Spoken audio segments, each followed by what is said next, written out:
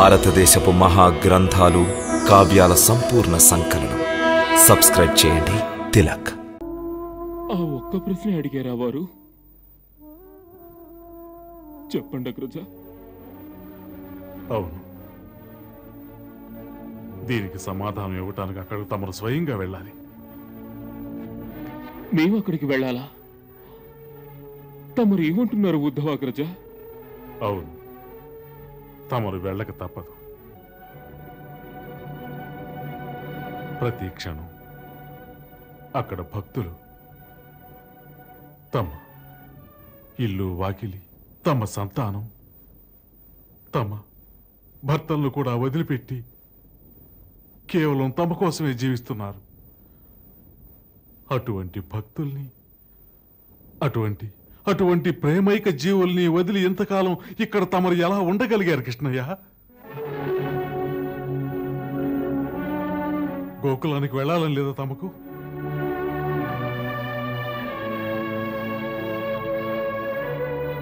ఉంది,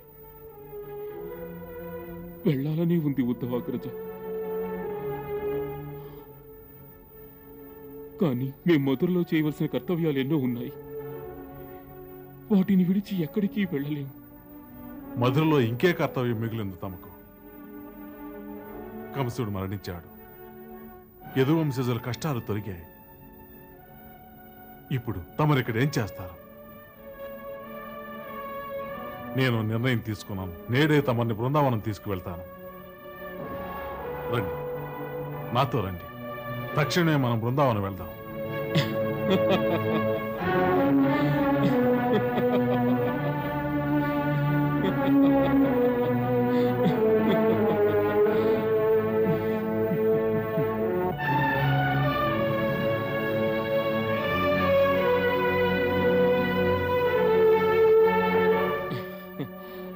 చాలా విచిత్రంగా కనిపిస్తున్నారు ఉద్ధవాగ్రజ.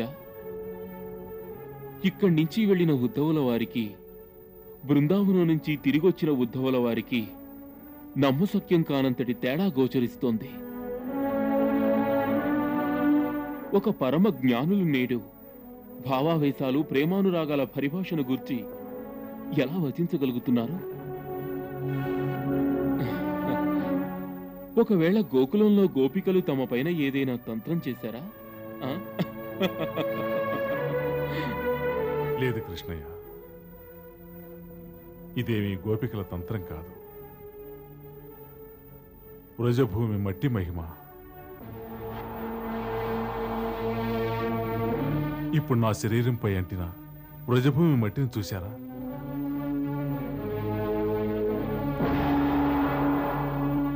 దీన్ని తమరు ఒక్కమారు తమ దేహానికి అంటించుకొని చూడండి. జ్ఞానం యొక్క అహంకారం తొలగి ముక్తి లభిస్తుంది.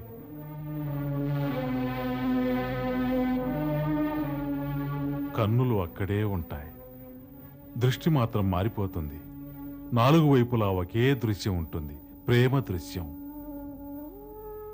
భక్తి దృశ్యం. వీటి ముందు ఏ దృశ్యమైనా తీసివేతే చెవులకు మరి ఏదీ వినిపించదు. కేవలం ప్రేమ మురళే వినిపిస్తుంది. ప్రేమ మురళే.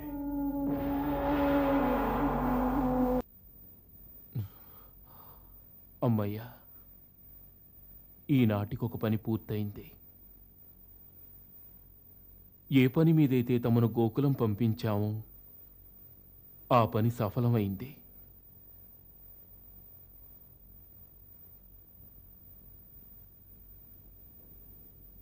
పని? ఏం పని?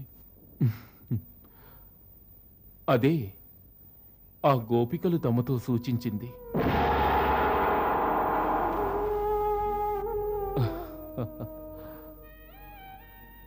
అంటే జ్ఞానభావాల ఉద్రిక్తత తమలో గోచరించింది.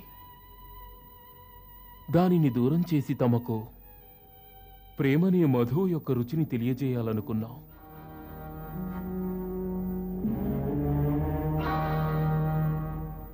ఈ జ్ఞానంలో అహంకారం ఉంటుంది. మరి ఈ ప్రేమని మధువులో ఓ విధమైన మత్తుంటుంది. దాని మూలంగా ప్రేమికుడు తనను తానే మర్చిపోతాడు. కేవలం ప్రేయసిని గుర్తుంచుకుంటాడు.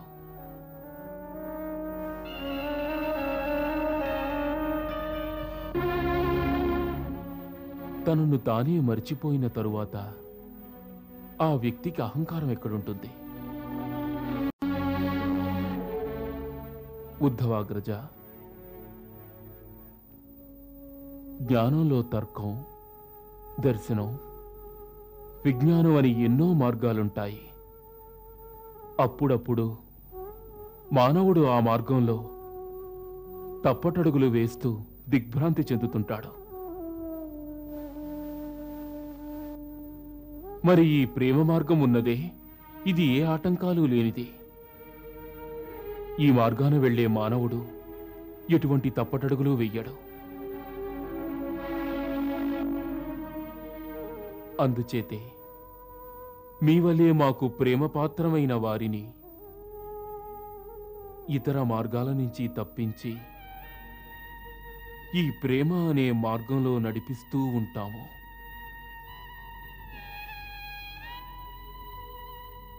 ఉద్ధవాగ్రజ, ఈ మార్గంలో పయనించేవారు ఎలా సాగినా తప్పటడుగులు వెయ్యరు. చివరికి మా సాన్నిధ్యాన్ని చేరి పునీతులవుతారు.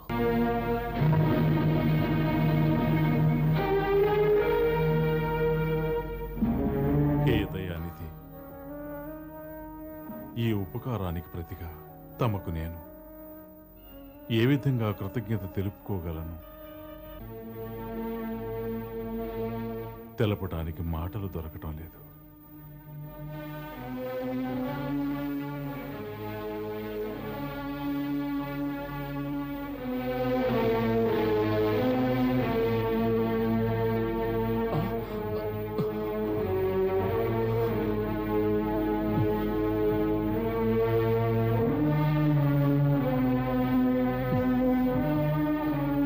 లేదు ఉద్ధవాగ్రజ,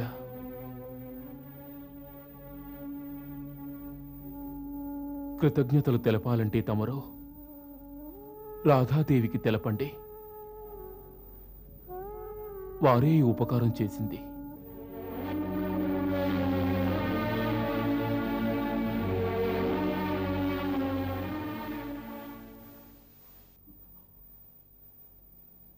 రాధాదేవి,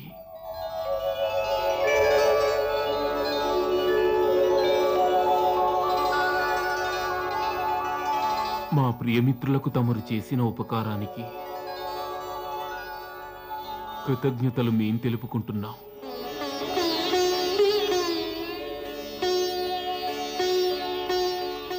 మేము ఈ కృతజ్ఞతలు స్వీకరిస్తున్నాం. మాదో విజ్ఞాపన. ఏమిటి? ఇంకెప్పుడు ఎవరి చేత ఇటువంటి సందేశాలు పంపించవద్దు. అది మేము భరించలేం.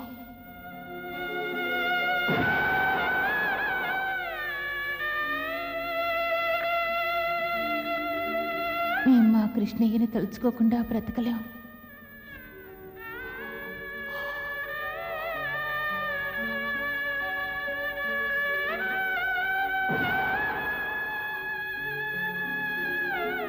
మమ్ము క్షమించు రాధా. ఇంకెప్పుడూ ఇటువంటి తప్పు జరగదు.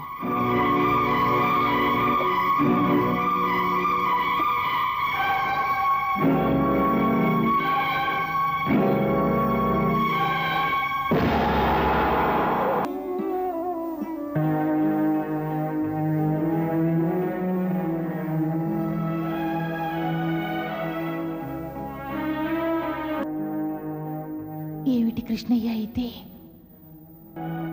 నువ్వు వందనం చేస్తున్నావా? మాకు పాపం చుట్టుకుంటుంది.